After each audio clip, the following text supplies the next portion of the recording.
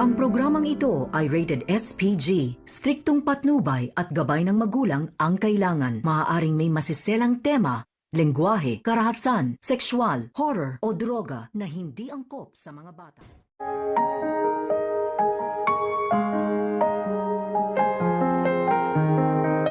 Narito na nga ang mga dapat nating aabangan sa Cruz versus Cruz.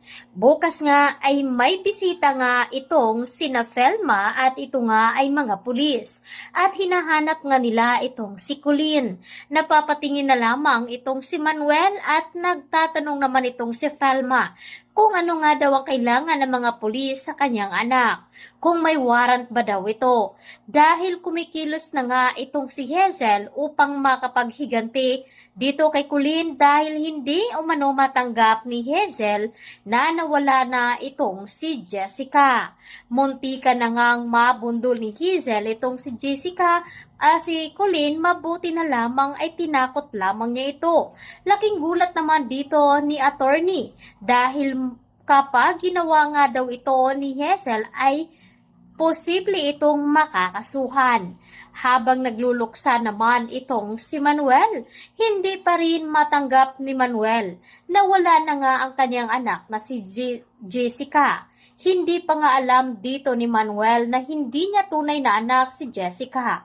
Habang natutulog nga ito ay napapanaginipan nga dito ni Manuel si Jessica at tila ay meron itong ipinapahiwatig sa kanya.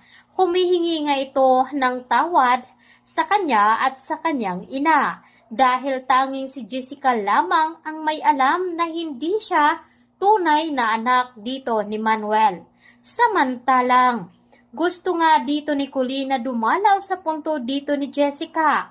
Ngunit sa pagpunta niya doon ay sakto naman na nakita siya dito ni Hazel at muntika na nga itong mapahamak.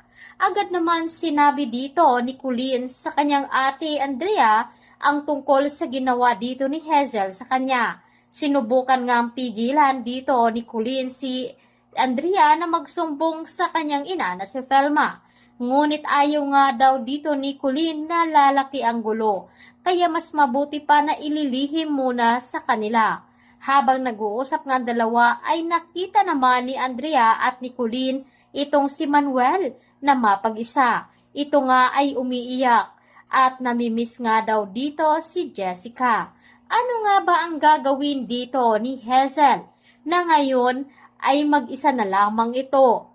Tutuluyan na nga ba nitong makapaghiganti sa pamilya dito ni Felma at babawiin ba itong si Manuel?